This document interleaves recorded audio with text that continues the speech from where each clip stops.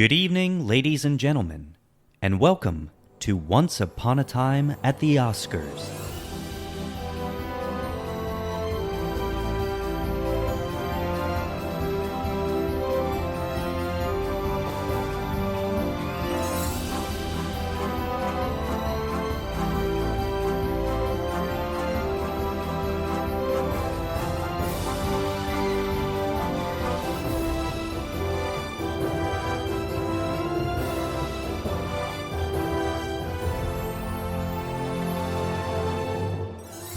Hey everyone, and welcome to Once Upon a Time at the Oscars. Oh, damn, was that one I was supposed to take in? I need to know the line. The show that takes us through every Best Picture nominee from 1927 to today. Yeah. That. Nailed it. Perfect. We'll get you on the next one, bud.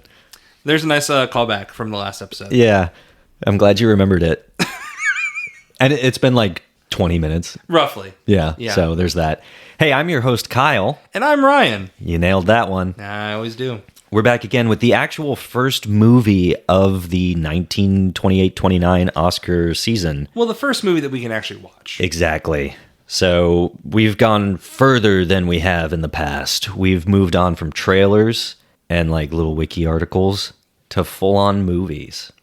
Yeah, and it's good to be able to actually watch this because it does feel like an actual change from last year. I'm interested to see how year to year you can kind of see the changes, not just in technology and what was possible at the time, but in like theming. This year was pretty obviously technology was the big theme. Right. Not so much in the movies itself, but the thing you're paying attention to the most is how all of these do have the talkie aspect behind it and no longer having the inner titles that you mentioned, the inner cards. Yeah, which in turn kind of affects the performances of the actors and things. Better or worse. Yes.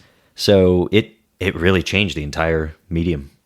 It did. And, you know, it's interesting because when we talk about the actual, and we should talk about the actual like difference in filming it with sound versus without, because back then the technology was very limited, right? So it did result in a scenario where you really did have to be kind of centered and kind of still. You couldn't be moving around a lot, which for some performances, especially one like in Old Arizona, isn't always possible. Thankfully, not too difficult, but it can result in some situations where you don't hear everything very fully. Sure. Whether that be, you know, sound that probably should have been piped in on the back end, to be quite honest, like horses galloping in the desert, or if it's individuals talking. It kind of varies into, you know, if there's 5 people, you're going to make out maybe one line. Right. But that's just the technology back then. So that was what was interesting for me is watching these. Is specifically seeing the update in technology and how they handled it so quickly, by the way. I mean, 1928 is when in Old Arizona was made, just a year removed from some of the movies that we talked about last year. It is so impressive, but it's both impressive and also, I think you mentioned it pre-recording, there was a moment where you were like, oh no, this movie has both when it comes to sound. Moments where you're like, wow, this is very early technology. Yeah. I can't understand a word they're saying. But then there are other moments where you're like, wow, I can't believe this sounds as good as it does for 1928, as early as it is. The best way I can describe it is that there's a scene earlier on where someone is leaving a town and there's a stagecoach that's taking them. And there's a conversation between maybe 3 people, but there's 5 people in there. A stagecoach is being loaded up to to start traveling. And I can only describe it as if you hear people talking, but then you put on headphones. Not noise-canceling headphones, but just headphones. And you hold those close to your ear. That's kind of what it sounded like. Because you'll hear a lot of, like, I hear a voice speaking, but it's coming in and out. And it's almost crackling at times to where I can't tell what they're saying. And I was concerned because it's not the first scene. The first scene is actually, you know, a stagecoach, that same stagecoach arriving into town. And the sound effects of that are the same situation where you can tell that there's a camera that is centered in one, or a microphone that's centered in one place. And when the galloping is happening anywhere other than directly under that, it's extremely distant or not present. Right. And that's difficult. So I was a little concerned about that. There's a scene that we'll talk about a little bit later involving a barbershop where I think that was the turning of the tides. And that's when I don't know if the production realized, like, okay, hey, this is what's really going to benefit us with this camera work or the microphone, or if it was just happenstance, because that's when people start to kind of stand still a bit more inherently. That's when the tide turned for me. So I was hesitant in the beginning, but ultimately the issue that I had was mostly resolved. Don't get me wrong, it's still a microphone from 1928. Sure. But you are picking up a majority of what's being said there. Yeah. And that lends to the performances as well. Yeah, and I think that goes to say, if you're one of the people that tries and watches these movies before we cover the episode, and you listen, know your role, guys. Yeah. He did a finger point when he said it too, and it definitely felt authoritative. Yeah.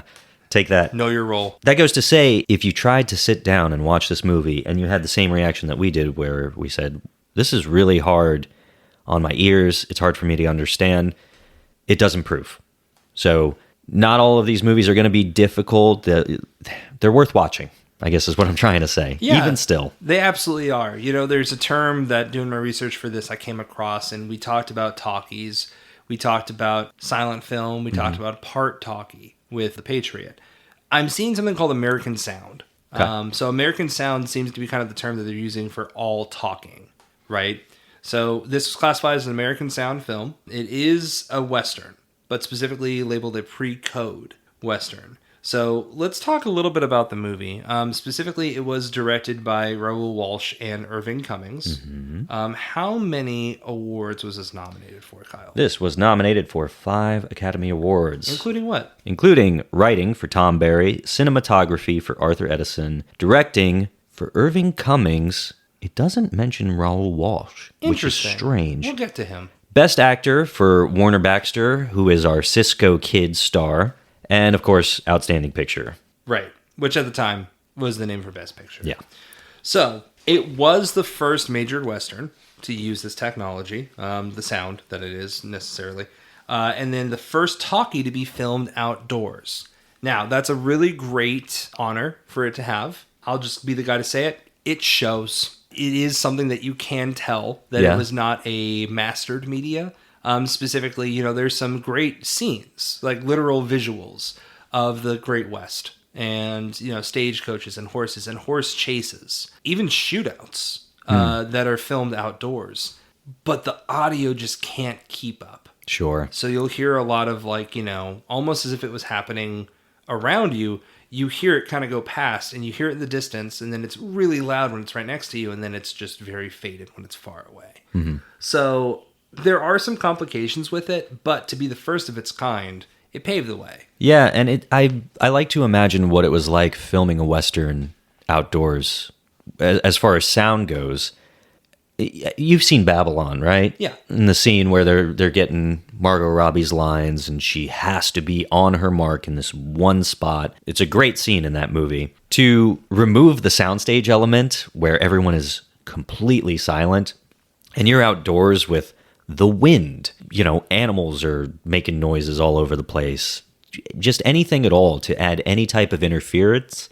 I think that really adds to the impressiveness of this film. It does. It's kind of fun to me as well. Like when you see a stagecoach drive by and you get an opportunity to guess where the mic might be hidden just based on the way the sound fades in and fades out of the shot. You mentioned how beautiful the scenery is. Mm-hmm. This was filmed in Bryce Canyon, Zion, and the Mojave Desert. I've been out to Zion, and it's cool to see the true American West show up in a film this early, and see how much it contributes to just the overall ambience of the film. It feels better than I would imagine a studio Western from this time would feel. Well, it feels more lived in, right? It feels more authentic. It's actually kind of interesting. I think I watched it from a place of privilege because I never even once thought that it could be sound stages, right? That never really registered to me. It was just very much like, oh yeah, this is gorgeous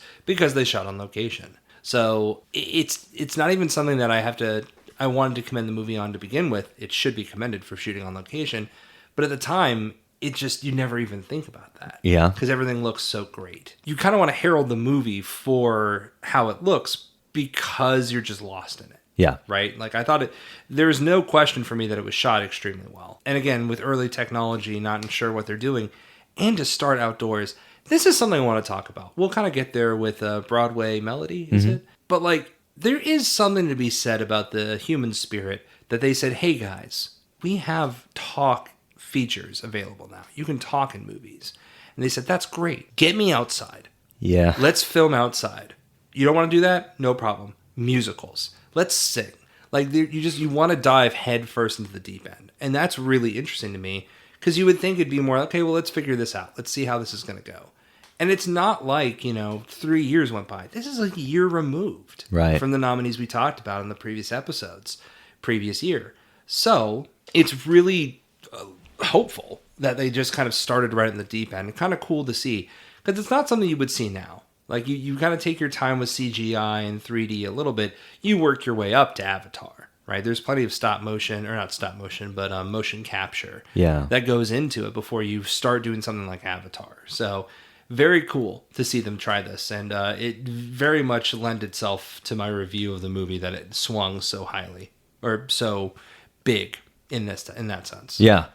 No, that's a really good point. Wide. That's the word I'm looking for. Wide. That's a good word.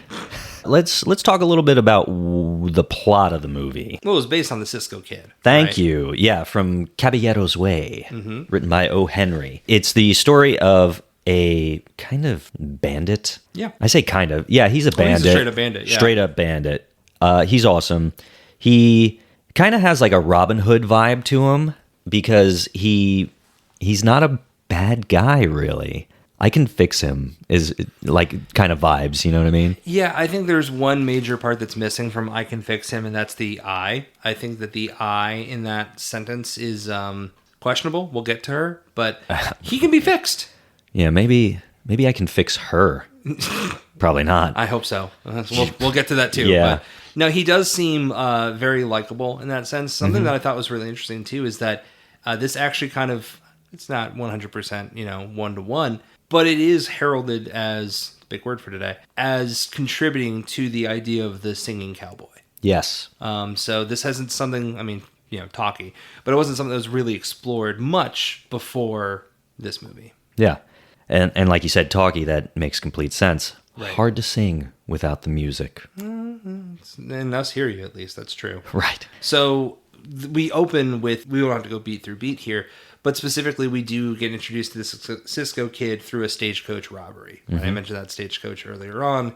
And we see that he actually doesn't have any interest in hurting anybody. Yes. That it really is just taking money from them and then leaving. Right, and not hurting anybody physically, but also financially, because he's not robbing the individuals. He's robbing Wells Fargo. Yes. So, he again, that kind of Robin Hood mentality. The brooch that he gets, is it that what he takes from that one passenger, a brooch?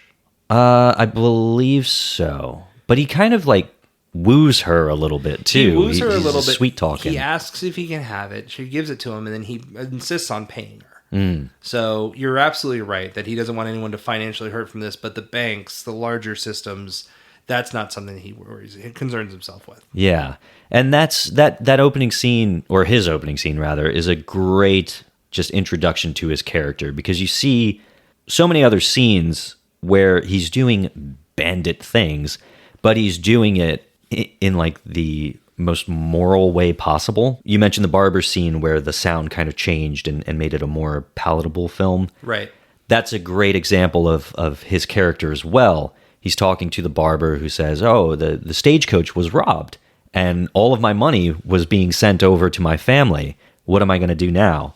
And the Cisco Kid is like, tell you what, man, I'll take care of you. I'll give you a big tip. You'll be fine. He doesn't have to do that, but his goal is not to hurt the individual. Which, I like this guy. I think we need him now. We need like a Robin Hood-esque hero. We do. Who doesn't want to hurt anybody? Let me clarify that. Correct. But does want to make sure that things are right yes. With larger companies. I completely agree. And, there's something interesting about this to where, and this is going to happen more often, when we see similarities in performances or in characters. And something that stuck out to me, I don't know if you feel the same way, watching in Old Arizona and watching the Cisco Kid whether it was the way that he woos individuals, the way that he gives back to people, the way that he rides off.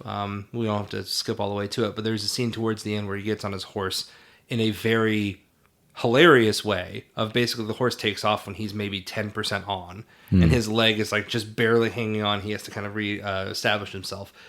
Whether it's that or the way that he like bathes and kind of like thinks he's better than other people and like kind of gets past the police. It's Bugs Bunny. Like this guy is Bugs Bunny. Yeah. And it dawned on me that it's not that this guy is Bugs Bunny, but that Bugs Bunny is the Cisco Kid. Like there was a lot of inspiration taken from characters like this to kind of show that like not machismo, but the level of like cool that could be exuded from a character like that. And whenever there's someone who is like looking for Bugs Bunny, all he has to do is put on a hat and they're like, where's this Bugs guy? He's like, I don't know, man. Yes. Like there's that level of charisma. Correct. And that's a great word because that's something that I thought was exuding from the screen whenever Cisco Kid was on.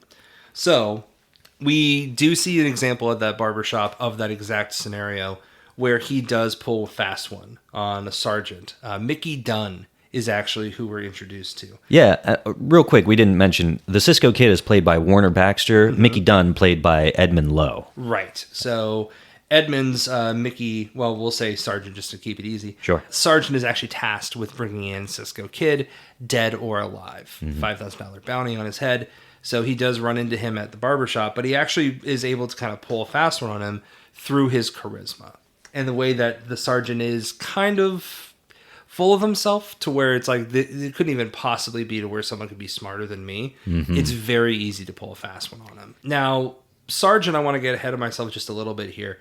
Mostly could not care about the sergeant. Like he had a level of almost false confidence or charisma. Yes. Where I thought there's a little bit of charisma there, but it was mostly for him.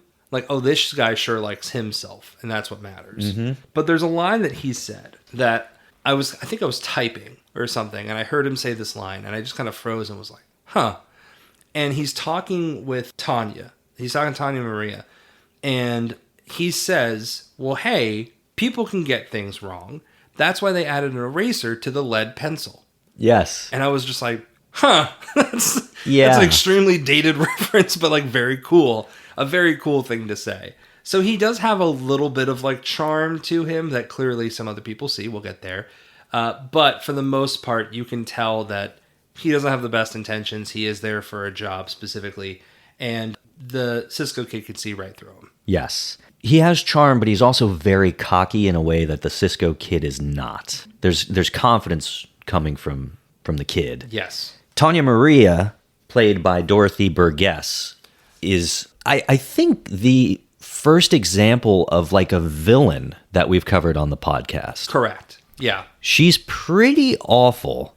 She only cares about money, about goods, and will kind of use and abuse anybody and anything to get those riches and things. Yeah, I don't appreciate you talking about my wife that way.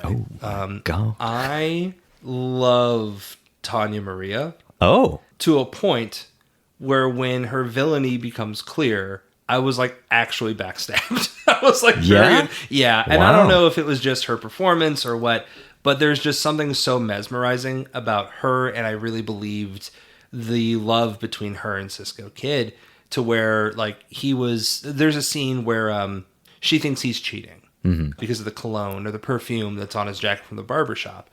And she runs inside and she goes and hides in the attic, as you do. And he climbs a ladder to her, but then they have a whole conversation, a whole scene together where you basically see his lower half kind of resting on the ladder, and you can just kind of hear them in the background while I think it's her mother, his mother? Oh, yeah, I don't know her relation. I'm not sure. She's someone's mom. She's just kind of hanging out. She's hanging out, and it's never clear, based on how she interacts with him or her, who she's related to. Yeah. Because she's kind of playing the, like, come on, guys, character, and not, like, anyone who actually makes much change.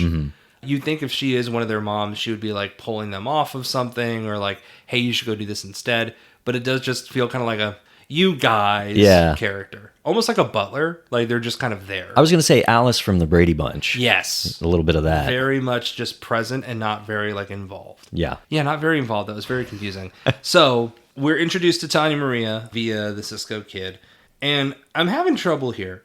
Do we know him beyond anything other than Cisco Kid? No, I think that is all he's known as. Okay, just making sure I'm not like skipping past his name because I never picked up on it. No, yeah. And I think that kind of adds to that stereotype that this character helped build is the mystery of the singing cowboy.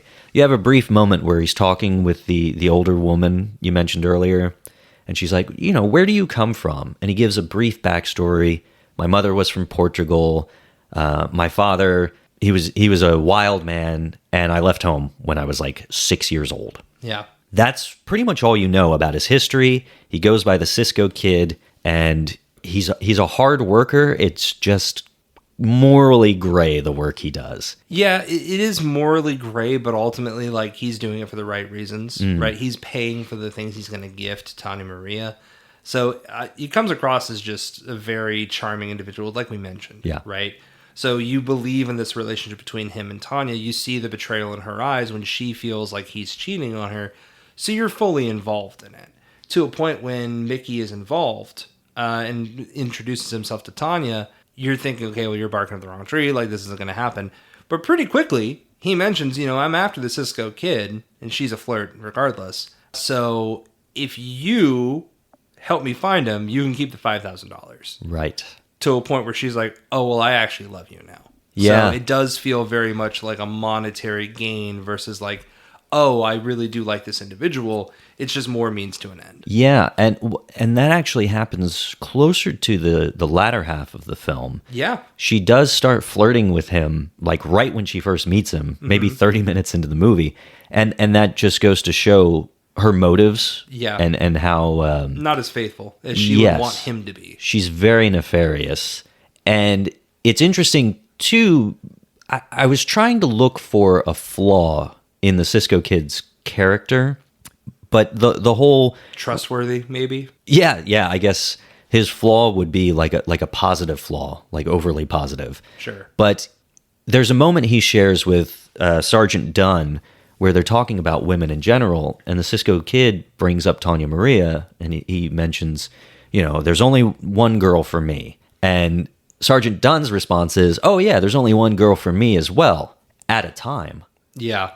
And that right there shows the different morality of who is supposed to be, your hero, your good character in Sergeant Dunn, who's tracking down the corrupt character, the bandit. But once again, the Cisco Kid shows zero flaw in his morals or his personality. Mm-hmm. And I think that's a really interesting... You're almost not even rooting for the anti-hero in this whole film. Right. The Cisco Kid is the hero, regardless of the good or bad he's doing. Right. Well, and I think there's, he introduces in that same scene where Mickey shows off the image of his girlfriend? His wife? beau. His beau. Yeah. And it is just... best picture. If you think about American Gothic, but then think if they went to the pool instead of the farm, it's that image. Like, it's just stone-faced, like two individuals standing 90 degrees completely upright. And I think she's wearing a bathing suit. Yes. Which back then is, a one piece with like a net hat hair net.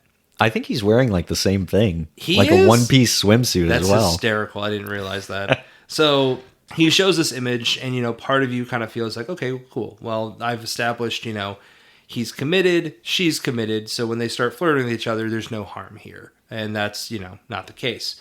So there's another moment where the Cisco Kid, in that same scene, he does show, or he talks about his horse, and he says it's the best friend he's ever had. Oh, yes. So like that also shows his character, right? Yeah. Like, he doesn't say it in a very sorrowful way. He says it in a very exciting, like, well, why wouldn't he be my best friend? So you do see like, what I think would normally be too much machismo, you see as just straight up, just bright-eyed charisma, like just excitement. That he's excited that he gets to do this, that he gets to live this life, that he has dedicated himself to helping other people via these large corporations. And he doesn't take that in the spite of like, well, I really hate this cop, or I really hate anyone who gets in my way of doing this. He's just more excited to talk with people. And he gets probably a little bit of a high of talking to a police officer knowing that he should be arrested. Yes. But that he can like subvert the too much confidence that the sergeant has. And he can get past that. But he doesn't wish him ill, right? He still very much talks with him and like, has a moment with him. Yeah. And then escapes. Yes. Well, leaves. Yeah, it's not super hard. Sergeant Dunn's not the brightest character. He's not. He's really interesting too. What did you think overall of his performance? Because I think just his accent alone is really kind of played for laughs. Yeah, I mean, I didn't really see him as much of... I mean, he was a funny character in the sense that you're laughing at him. Right, a lot of eye rolling towards his character. Yes, a lot of eye rolling. I thought he was good. I mean, to be honest, it's kind of like pairing anyone with Tom Hanks, who isn't Meg Ryan, where you're kind of like, yeah, that person was good with Tom Hanks. Like, there's just such a performance being put on, specifically by Warner. Baxter, was it? Warner Baxter. Warner Baxter. So Warner as a Cisco Kid. Like, it really is his movie. Yes. To where you can very quickly say, okay, well, here's the two, back to back, or the two enemies that are facing each other. So I thought he was good. I liked him. Not the character, but I liked the actor. I thought Edmund did a good job of that. But there wasn't anything that kind of stood out to me about him. Yeah. I kind of liked how he portrayed that confidence because, I mean, acting, who can believe it?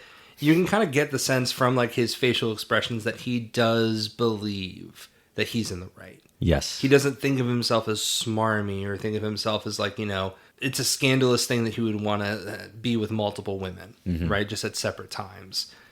You kind of get the vibe that he thinks this is okay. That like this is all right. Yeah. And he mostly thinks about himself. He's so involved in himself that he can't see what's happening around him. So I liked him a good bit, but I mean, it's kind of difficult to look away from Warner Baxter at all times. Absolutely. The Cisco Kid has a line about Sergeant Dunn that I think sums up Dunn's whole personality. And he says, just because he's got stripes, he thinks he's a zebra. And I think that's what it is. He's reached a position of power in the military, and he's kind of a showboater now. And he believes, like you said, he's better than others. And yeah, I enjoyed his performance. He's actually pretty annoying, but he's written to be that way. Right. So in a time where, again, we've said it many times, you're limited by what you can do on screen because of sound, and you can't start tap dancing across the screen left and right.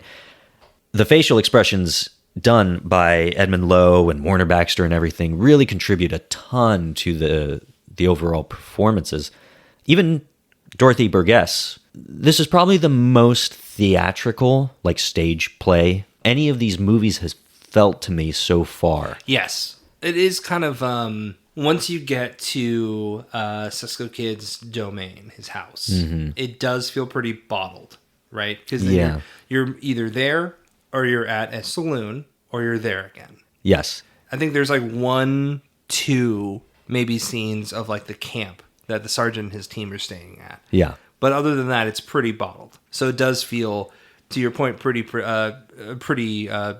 similar to a production of a play. However, I think that was at the benefit of the movie because at the time with the mic work, they really needed to be pretty central. Yes. And indoors. So the outdoor shots aren't as clear, right? You can't hear as much as they're saying there. Kudos to you for picking up on that zebra line. That was not something I picked up at all. But so when they're in Cisco Kid's house, or even the camp isn't too bad, even though it's outdoors, or they're at the saloon, those are moments where it's mostly taking place at a table of two individuals sitting across from each other. And you can hear everything extremely well. So that all pays off in dividends for me. So it makes sense that the play style, the production of the movie, would actually lend itself to what I thought was the better half of the technology they were using for the first time. Yeah, 100%. And with it being play-like, I think had it been shot on a soundstage, all of the whole thing would have felt just way too much like a play. So having it take place on location for your outdoor scenes. And, the Cisco Kid's home is also on location. It never felt too confined. No, never. I mean, if anything, I think shooting on location helped it achieve that sense of grander scale. Yeah. Right? There's the great moment where the three ranchers decide, oh, you know what, the Cisco Kid's there. He's worth $5,000. He's got $4,000 in his pocket. Let's take him out ourselves. And because they're filming on location, there's this beautiful scene of the wide open prairie where they're posted up waiting to take out the Cisco Kid. He rides by on his horse. They take a shot. And he falls off deliberately, and you think, oh, they got him. That's crazy. And he's just laying in the ground waiting until they pull up. Yep. He takes two of them out, and he has another great line, and there's so many great lines from the Cisco Kid. I believe he says to the last man who escapes, go on, let them know it was the Cisco Kid. These two can't talk anymore. Yeah. This is like what so many Westerns, in the same way The Racket kind of set the groundwork for what gangster films would be in the future. This paved the way for so many just Western stereotypes and I guess cliches eventually. I mean, literally the singing cowboy. Yeah. But I like it. I like it a lot. I'm a really big fan of the Cisco Kid. And I do want to bring up the one negative to watching Warner Baxter's excellent performance. This is a brown-face film. Yeah, it is. So, which it's one of those things where you have to look back at it and say, unfortunately, it's a sign of the times. This was commonplace. We talked about the jazz singer last year that contains blackface. Mm-hmm. Warner Baxter was known for playing Latin characters. He's from Ohio. So with a name like Warner Baxter, I had some questions. Sure. The mustache is a little egregious as well, so that does make a bit of sense. Yeah. It being black and white, kind of hard to tell, but it was something that was kind of on my mind a little bit there. I think you're right, and what I try to do is I try to look past the lens that we have now of it. Yeah. And there's nothing we can do to change that now. It's more just kind of trying to understand the story as they intended. Mm-hmm. And, I think that it would have been just as fine if they didn't do that. So, wish they wouldn't have. They did. Yeah. Nothing we can do to go back and change that. And I think there's a way to kind of watch it and kind of, grade the performance and grade the movie without kind of holding that against it. Because like you said, it was of the time. Right. Right? Yeah, I mean, as I'm watching it, I'm enjoying the movie. I like the Cisco Kid. I like Warner Baxter's performance. It's just one of those things where you say, well, that's unfortunate. Yeah, 100%. So there's a second part of this that we mentioned. You mentioned the kind of second half of this being the betrayal of Tanya Maria to Cisco Kid. Yes. How she sides with Mickey Dunn. So there's a moment, we'll kind of skip towards the end here, where Cisco Kid actually overhears their conversation. He comes home, notices that the lights are on, candles on. Yeah, and there's a horse parked in the driveway. And he kind of senses that something's on. Someone's mother is standing outside. And kind of alludes to something's going on. Yeah. So he sneaks up and he hears the conversation. I think he specifically hears the line where she says that he is too fast to catch alive. Mm-hmm. And there's like this cold-blooded, I don't know the exact line, but the cold-blooded delivery by Sergeant where he's like, nah, it's a shame. Dead it is then. Just, okay, cool, then I have to kill him. So he overhears the plot and he overhears their love and specifically how he's going to give her the money. And this is where it all kind of turned extremely Bugs Bunny to me. Everything kind of exuded the idea of this is the charismatic lead, the cowboy that strolls into town but is smart enough to kind of, trick the local officials. And he talks with her and he finds this note that was given to someone's mother and the Alice of it all. And the note was given to her. Let's talk about this. What allegiance does this character have to deliver that note? Was there a line that I missed that Tonya shared with her of do this or? Yeah, I think that's what it is. I think as well, it's more of she has an allegiance to the Cisco Kid. Yes. And the Cisco Kid loves Tanya. So by proxy, it's like, oh, you want me to go do this, Tanya Maria? I really hate you, but I'll do it for the kid. Because the kid loves you. Okay, so that makes more sense. I'm more so meant from Tanya's perspective to believe that this person would do that. Yeah. Because if it's her own mom, let alone if it's his mom, she's not doing that. I don't think she is anybody's mom. She's definitely not the kid's mom because she asked where he's from. She's definitely older, though, right? Yeah. Okay. I think she's just a woman that the lives kid with took in and was like, listen, if you do the cooking, I'll do the paying. Doesn't he kiss her at one point? Yes. But not romantically. Yeah, it's more not, like a. That's why I hey, thought it was like a charismatic. mother. Yeah, exactly. Yeah. That was more like a mother-son kind of thing than like an edible. But Did you say an edible? Isn't it Oedipal? Oedipal? Oh, I thought you said an edible. No, it does sound like that. You got to like enunciate your B's and P's. I get it, but no, I agree. There wasn't anything romantic to it, but the whole thing just felt kind of like, okay, well, that's one of your moms because there's such a significant age gap there, and the way they talk to each other feels very familiar, or family based. Familial. Familial. There I it think is. Yeah. Okay, cool. We got there. So this is where it gets full Bugs Bunny, full tilt Bugs Bunny. The note is given to this character, and she then gives the note to the Cisco Kid, right? And it says he's going to be here at 10, so you should come here and kill him at that point. He's not going to know anything different. Yeah. Sergeant Dunn's coming. Sergeant Dunn is coming. Yes. Right. So when Sergeant Dunn is coming. So when the Cisco Kid is here at 10 o'clock, kill him. Yeah. Right? So Cisco Kid gets this, tears it up, and writes his own letter that says, hey, he's here. You should come here too. However, I, Tanya Maria, am going to ride off into the dark in his clothes. Yes. On his horse. And I'm going to ride away. And I'm going to be standing, or he's going to be standing, rather, the Cisco Kid, in my clothes outside of the house. And that's when you shoot him. Yeah. To confuse you. To confuse you. Yes. Yeah, exactly. He wants to confuse you, so you should shoot the person in my clothes because it's going to be the Cisco Kid. Yeah. And he's like, hell yeah. This makes perfect sense. Yes. I'm coming. So there's a great line when that note is delivered to him where he's like, I'm out of here. See you guys. And his friends, almost as if like, I kind of took this as like, this is the Redditor portion of the movie where someone's like, well, why wouldn't his people go with him? That doesn't make a ton of sense. They want to take down the Cisco Kid too. It's almost like they wrote this line specifically for it where like there's two henchmen and one of the guys is like, hey, should we go with him? And the other one's like, nah, he's the best shot in the West. He's got it under control. And they stay back. So that set the scene now for the big altercation where he does arrive on site and everything happens exactly the way you want it to. It's almost 10 o'clock. He almost leaves. She won't let him. He clocks, quite literally, that it's maybe 5 to 10 and that she can't let him leave just yet. So he knows where her allegiances lie truly. Yes. Right? And he has this pretty cool line towards that conversation where he says, like, if you watch me leave, I'll know how you really feel about me. And we know why he wants her to come out, right? He wrote the letter. Mm-hmm.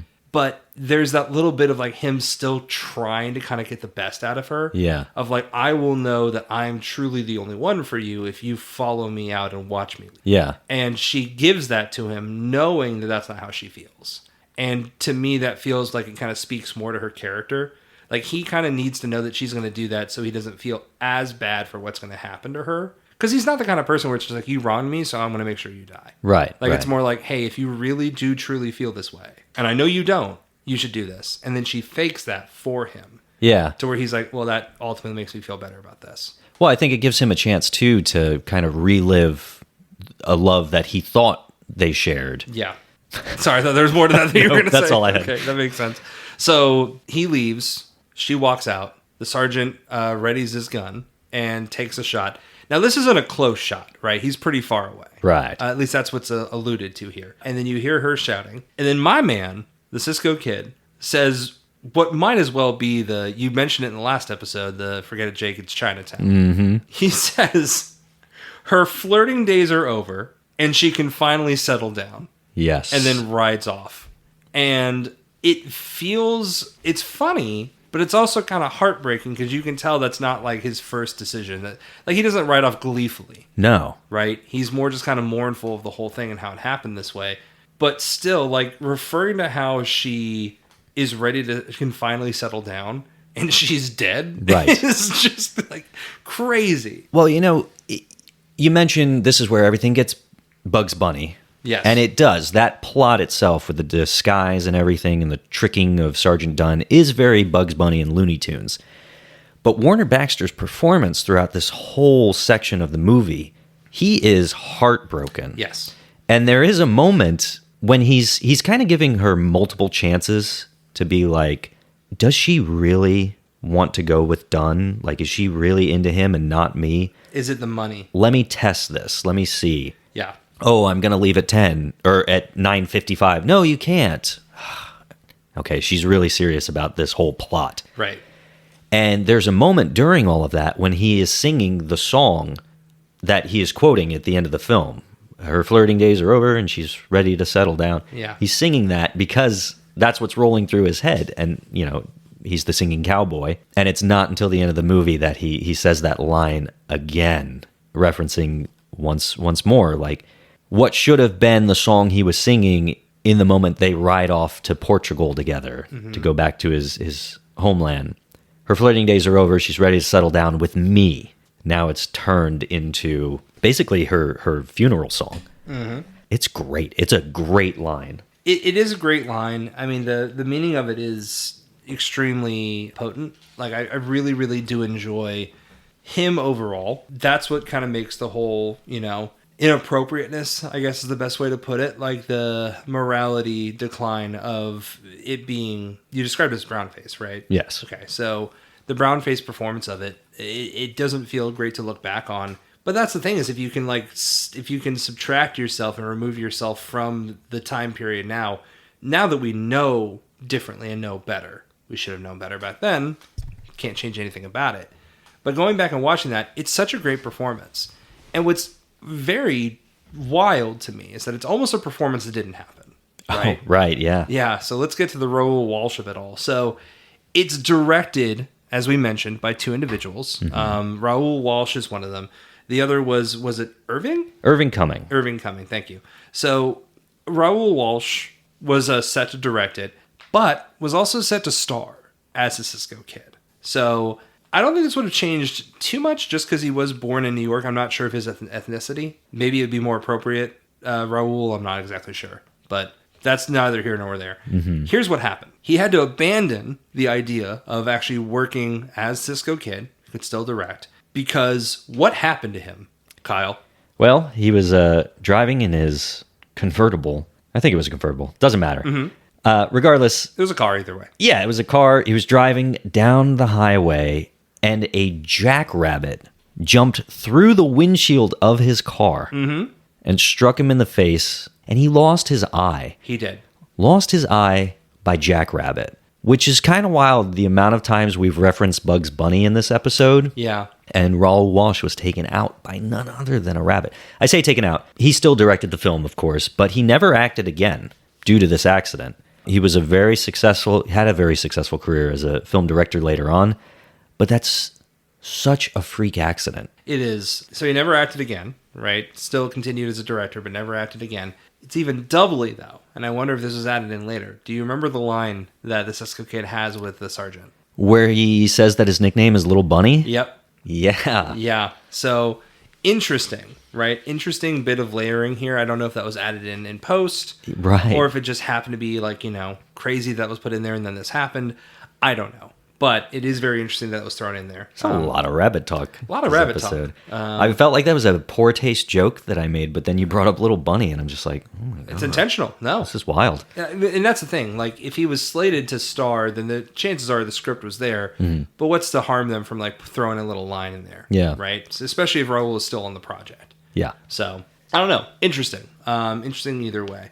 So, very excited that we were able to watch this. We talked about The Patriot last week and last episode, we're not sure.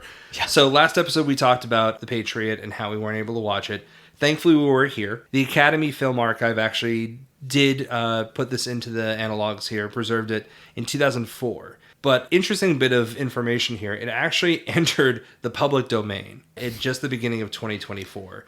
And that's because of there's an extension act for copyright that was passed through. So normally it would have to be 100 years, right? But with this coming out in 1928, just shy of that by 4 years, 96 years, it entered into the public domain. So I guess it's the first movie we've talked about here that's actually officially in the public domain. It might be. I haven't looked into the others. If they fall under the same Extension Act, right? They might. This is the first one doing my research that I saw the mention of it. Yeah, and I think it might be because it's so recent that it happened. Sure. But regardless, it's man, it's so wild that we're talking about movies nominated for the Academy Awards that are in the public domain. Yeah. I mean, we've mentioned before, like, go on YouTube to watch all of these. They're available on Tubi, but as you know, there are issues with sound and music. Couldn't say. Right. But you can go watch them on YouTube. This was kind of interesting. I thought it would be cool one day, since they are public domain, to do a commentary track ourselves on some of these. I would love to do that. It's something that I hadn't mentioned on this podcast yet. I'm not sure if I mentioned to you, I had a podcast similar to that concept.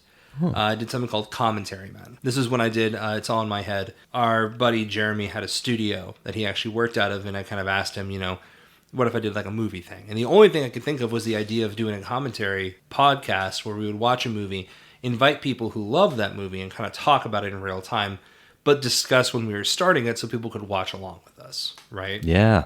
But now with it being public domain, I think that there's an opportunity to do that and have it look a little bit differently. Whether it's queuing up the episode or rather going on Twitch and like having it streamed on there because it's public domain, there's a lot of options. Sure. So either way, I think that would be a lot of fun to do. Yeah, it'd be really cool. And I like this movie enough to where I think it would be fun to revisit and not just feel like, a historical thing to do just to revisit it again. I'm glad to hear you say that you like this movie. I did. Yeah, I mean, I think that it's something that when you first watch it, you have to have... Again, you take your 2025 eyes off of it and you're not like, well, the sound editing here is terrible.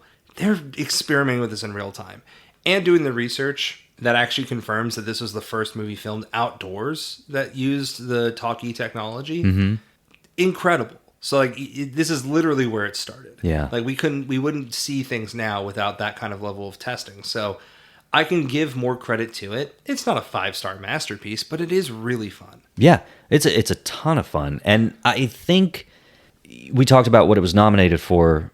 The cinematography, it's a beautiful film. Mm-hmm. Again, because it's filmed on location, I think contributed a lot to that. The writing, this is the first time we've quoted like 3 or 4 lines from a single character in one of these movies. And again, that's probably because it's talkie, so there are more lines. More to come. But I think the writing is really clever and slick, and even Edmund Lowe's character, Sergeant Dunn, as annoying as he is, he does have some solid lines to add to the annoyance of his character. This movie's kind of firing on all cylinders, especially for the time it came out and the technology it was using. I'm a big Western fan too, so it's fun to see a Western this early that doesn't feel dated in a bad way. Right. Even though it has all the cliches, it being kind of the birth of those cliches, it's a ton of fun. It is. And, I think when a movie can be that fun and you can push past the problems with it now that we can see from this lens, I think that speaks to the movie. Yeah. Right? That even with the downsides and the historical, let's say, inaccuracies to it, that you can look back now and watch it. I think that's the real testament to the movie, is that we can still enjoy it and not hold those things against it for its time. Yeah. We mentioned last month, if you will, remaking The Racket and how cool that would be. I think we talked about Nick Frost and, who's Shaun of the Dead? So Nick Frost and Simon Pegg. Yes. Doing like a spoof remake of it. I think that was yours. If I recall correctly, I think that was my... Everyone is Muppets except one character. Oh, yeah. And I had Brandon Gleeson as Nick Scarsy. Yes. And then everyone else was Muppets. Yeah, that's what it was. I would like to see this movie remade now. Mm-hmm. I think it would be so interesting in the current climate and landscape to have a Hispanic or this type of character who is so charming and likable and really morally good, doing the things he's doing while the military-esque, Sergeant Dunn is trying to track him down, and he's a little more, at the very least, morally gray. Yeah. That would be such an interesting film to come out today, and it would probably get a lot of flack. I think it would be a blast to see. Well, it's really charitable of you to find another project for Pedro Pascal to do. I was going to say have Diego Luna do it. I'm going to raise you one. Okay. I see your Diego Luna, and I raise you Wagner Moura. Wagner Moura is actually who portrayed Pablo Escobar in the Narco series. Having a little bit of a run right now. He was in Civil War, and I loved him in Civil War. Okay, yeah. He's also in a movie coming up this fall season. I'm actually blanking on the name. I haven't seen it yet. It'd be really bad if I had seen it. I couldn't remember the name, but he has a lot of Oscar talk coming up. Okay. So he's just getting bigger and bigger. He does have that charismatic ability that I think the Cisco Kid would require, right? Yeah. And also, just a phenomenal actor. And I would love to see him do a few more Westerns. So that would be really fun to see. Now, I love Diego Luna, and I'm not going to be mad at a Diego Luna role. If anything, I think he has the appearance of the Cisco Kid down. Yeah. To where he could very much, I mean, I think that hat, we're going to have to talk about the hat dog, but... It's a good hat. It's a hat. It is a hat. I'm sure, and again, that was the style back then. It's not like they chose one hat for him. There's multiple scenes with other individuals wearing a very similar hat. But you take the hat out, my man had that on. He was wearing that outfit. Yeah. He was dripped. Looks good. Looks great. So Diego Luna in that, great. Wagner Moura in that, fantastic. Man. I'll take it either way. More than any film we've covered so far, this is the one I want to see remade.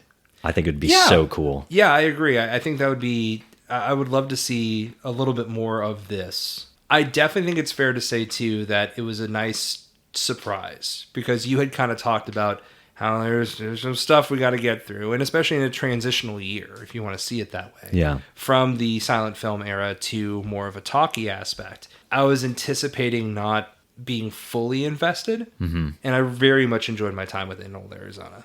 Yeah, I think that really kind of boils down to the Cisco Kid being such a likable character. Definitely. And that's a character that has been portrayed, it looks like, as recently as 1994 in film or TV. I mean, all over Westerns. Yeah. So Warner Baxter played him in 4 films, but he was also played by Cesar Romero, Duncan Ronaldo, Gilbert Roland, and then in the 1994 TV film, Jimmy Smits. That's a long history, a long legacy of a character. It is. And just to kind of stop you there and go back a little bit, you said Cesar Romero? Cesar Romero. Is that my guy, the Joker? The Joker. Wow. Isn't that cool? It is pretty cool. Yeah, I just... Bring back the Cisco Kid. Well, here's the other thing, too. We talk about now, like, where are you going to be on Christmas Day? Are you going to go see Wicked for Good or the new Bob Dylan movie that came out? And it's good to know that back in 1928, it was the same situation because in Los Angeles, that's when the Cisco Kid opened up. Really? In Old Arizona? Yeah. Wow. Yeah. So in Old Arizona, that was actually the debut. For Los Angeles. It opened in Los Angeles on December 25th. It went on to a wider release everywhere else, I think mid-January of 1929. But it was released in 1928 officially. So... very cool to see that like Christmas Day movies were still a thing back then. That's going to be my annual Christmas watch. From here on out. Arizona. Yeah. I'll wake up every morning, pop on the Cisco Kid. You know what? And then the work that we put on and do here will result in 20 years from now on TNT and TBS, we would have saved everyone the trouble of having watched 24 hours of A Christmas Story. And now it's 24 hours of In Old Arizona. I like this a lot. Just, I don't know, maybe ironically. But it's definitely ironically. I don't think there's anything in it outside of its release day. Well, I take that back. I think it's a good Christmas Day watch because it's fun, but there's absolutely zero Christmas about it. Yeah. You know what, though? They don't tell you when it takes place. Don't do this. It could very well take place on Christmas morning, and they're just busy. You only see a section of his house. So you think that on Christmas night he plotted to have Tanya killed? I think that it would make it all the more poignant. That's all I'm saying. Okay, well, Hey, let's, do you want to do the double feature talk first, or you want to talk ratings? Let's talk ratings, because I need a second on double feature. I've been thinking about this, and I don't want to just do the thing where you just kind of pair it with another Western. But I'm trying to think about what it may be. Well, I know. But, darn. Well, see, that's the thing, is I don't want to just say, because it's a Western. Yeah. I'm looking for themes, and I couldn't think of a theme within that. But yeah, let's do ratings first. Okay. So I didn't log this when I finished it this morning, like 20 minutes before you showed up. It's been a long week. But I like this a lot more than the first time I watched it. I think I had given this like 2.5 stars. Okay. I had a lot of fun with this movie. Yeah. And it's short, so at no point do I feel bogged down by it. It was not offensive. Well, that's the wrong word. It quite literally was offensive, but it didn't outwear its welcome. Yeah. Outstay? Overstay its welcome? It didn't overstay its welcome. Thank you so much. You're welcome. 3.5, maybe. Kind of pushing the 4-star range. I don't know if it's like worthy of 4 stars, but I just had a lot of fun. I had a conversation with my coworker this week where we talked about how the Letterboxd system needs 10 stars because you really it feels difficult ranking this at the same grade as something that I didn't enjoy as much as this. But technically, it's about the same level of achievement. Mm-hmm. So I need double the chance to kind of be like, 8.5, 4.5, whatever it might be. So I fully recognize that I gave Seventh Heaven 4 stars. Right? Yeah. And now's the point where I'm like, well, I probably should have done 3.5 because this is closer to like a 4-star thing for me. Right. So I think what we did at the end of Seventh Heaven is we talked about how communally we could say 3.5. Right. Right? Mm-hmm. So if that's the case, I feel comfortable giving this like a 3.5, 4. Like 4 maybe because I enjoyed it so much. Yeah. It's not the perfect all the way around, but I did very much enjoy myself on it. Maybe, if anything, for the cultural inappropriation, we can say 3.5. Yeah. We'll dock it 0.5. Yeah, I'm all right with that. And this, I think that in order to change a rating on Letterboxd, you should have to rewatch the film in order to do so. And since we'll be watching it every year on Christmas, that gives us plenty of opportunity to bump it. Every year on Christmas, it's an hour and 30 minutes, so 12 times? Yeah, that's perfect. Yeah, 12, 15 times. It'll only take us the next 30 years to catch up with how many times I've seen A Christmas Story. Here's a question about that. Do you think that it counts when you've watched bits and pieces of it? Or do you count as like one full sit-down watch? Yeah, the TBS of it all. Like, we've seen this movie, like, bits and pieces forever. Yeah, it's got to be when you see the full thing. But I think that kind of means that on every Christmas day, you've seen A Christmas Story twice. Just completely out of order. Okay. Yeah, I'm with you on that. Just because we're on the topic, and let's just go with it here. What is the most, this shouldn't be a Christmas watch for me, Christmas watch for you? This shouldn't be a Christmas watch for me, Christmas That is watch. a Christmas watch for you. Oh, man. I mean, that doesn't mean that it can't have any elements of Christmas, right? Yeah. Okay. Prometheus. He has risen. It takes place on Christmas. They have a Christmas tree. Right. I did forget that. Idris Elba does decorate that tree, doesn't he? Yeah, he does while he's smoking. The way you should. For me, I watch a lot of Christmas stuff. It's still very Christmas related, but it's something that's like a newer watch for me. We used to watch, Muppet Christmas Carol, obviously, right?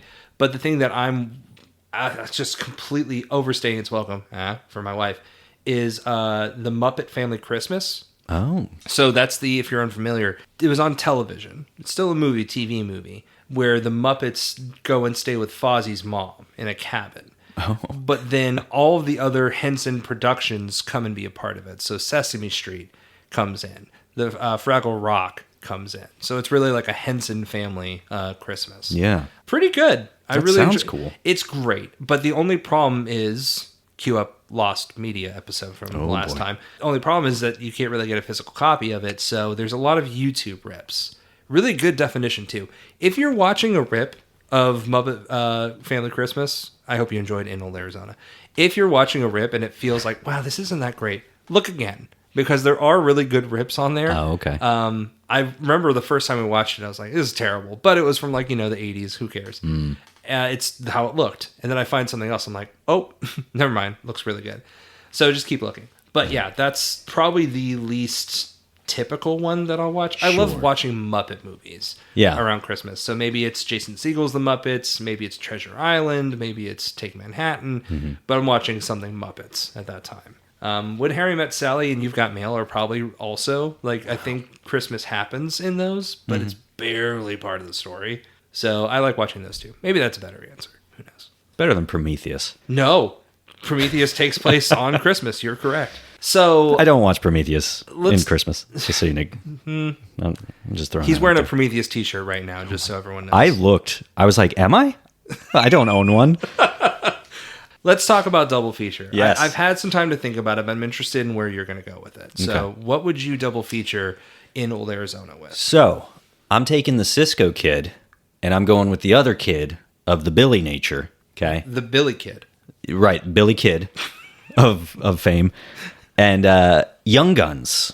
Yeah. Okay. There's, and you mentioned, I'm not just going to pick another Western, but specifically, you've got the Cisco Kid, you got Billy the Kid. But there is a scene in Young Guns where Billy the Kid is at a saloon somewhere, and there's like a bounty hunter talking to a woman at the bar. And he's like, yeah, I'm going out, I'm going to catch Billy the Kid, and I'm going to kill him with this gun. And Billy's listening, overhearing all of this, very similar to the barbershop scene. And he walks over, he's like, hey, I couldn't help but overhear you say you're going to take out Billy the Kid, and you're going to use that gun. And he kind of persuades him into letting him hold the gun that's going to kill Billy the Kid. And Billy empties all the bullets out of his gun. Ultimately reveals that he is, in fact, Billy the Kid. And when this bounty hunter goes to shoot him, his gun's empty. So Billy takes him out himself after the bounty hunter pulls the trigger. Yeah. That's awesome. That's a great idea. It's so good. Yeah, because you're right. Like I was trying to avoid just like doing something with the Cisco Kid in it. But you're right. Like that's just such a great like direct line of something he would do. Mm-hmm. So great call. For me, I'm going to pivot. I would probably do the Cisco Kid with Catch Me If You Can. Okay, yeah. I was trying not to just do Space Jam, thinking about Bugs Bunny the whole time for this. But I think if there's another performance that is extremely great, another movie that's fantastic, that still lends itself to that Bugs Bunny nature, I think it's Catch Me If You Can. Yeah. The idea of just eluding someone for this long. And that's a majority of this movie, is that if he's not eluding the sergeant, he's certainly eluding Tonya Maria? Tonya Maria? Yeah, I almost said Tony. So the Tonya Maria of it all, like, he kind of then has to do the same thing to her. And it's interesting because you're seeing that level of, like, how it's kind of hurting him to do this, but he still has to kind of preserve himself. I thought that that's something that lends itself pretty well to Leo's performance in Catch Me If You Can. Also, maybe because I mentioned Tom Hanks earlier. Who knows? Yeah. Who's to say? Yeah. Influences all over the place. I would definitely pair those two together. I like it. He's kind of like a more modern bandit, but still kind of attacking like the corporate level. Yes. For the most part. I think it's been a while since I've seen that. I'm sure he does some harm to some individuals financially. He doesn't shoot anyone, but No, yeah. That's solid. I'd have fun with that. I'm having a lot of fun with the double feature. Yeah, I like it. That's good. It's a good addition. I'm going to try to keep it up. Yeah, every episode from here on out, we're doing it. Oh, I'm also meant like I'm trying to like put a lot of seriousness into like, what do I do, and not just name a movie. Yeah. If you want to let us know what you think would pair well with In Old Arizona, you can shoot us an email at outAOpodcast@gmail.com. Just let us know your thoughts of this movie or any other movie for the 1928-29 Oscar year. And if you want to support the show, head over to patreon.com/OUTAO podcast. Everyone's doing it. It's true. Yeah, social media, all of our social media is in the show notes. Wow, yes. I forgot what they're called. But you can interact with us there too, comment, let us know thoughts there. I don't know, just have fun. Tell us your thoughts on In Old Arizona, which is available on YouTube. Yes, it is. You can also follow Once Upon a Time at the Oscars on YouTube. Not only, if you'd like, can you listen to the episodes there, but I've put together a public playlist of all of these early films that are available on YouTube. So you can just hit the playlist and go through every single one of them. Nice. Back to back. Very easy. It sounds very helpful for anyone who's trying to watch the movies too. Yeah, easy way to find them. You don't have to search anything except us. Yeah. That's going to do it for this episode. Next time, we'll be covering The Broadway Melody. Our third movie of the 1930s Academy Awards. Looking forward to it. Yeah. I think we started with we technically started with The Patriot, so started with nothing. Now we're here. And then we got to Western, and now we're at musical. So yeah, it's very exciting to see them kind of dive into the deep end like this with these two, outdoors and then musical. Very excited to get into it. Yeah. I like that we've covered like a different genre each film so far. And that's completely coincidental, right? Yeah. Like we started this alphabetically. So this all kind of worked out organically. Mm-hmm. Well, outside of The Patriot, but Yeah, there's that. And we have switched now to order of release. So Correct. just so you know, if you're listening. Still happenstance. It's true. It's true. But that's going to do it for this episode. As always, I'm your host, Kyle. And I'm Ryan. And we'll see you at the movies.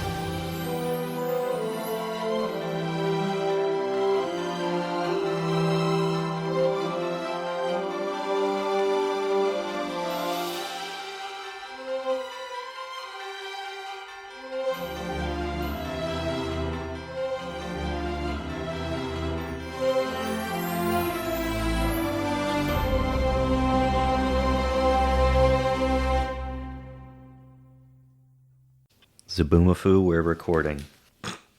Why Zaboomafoo? Well, I was going to say boom. Oh, so boom is the Zaboom. Okay. Yeah. You just say Zaboomafoo, and I just see that like lemur puppet just. Ha ha!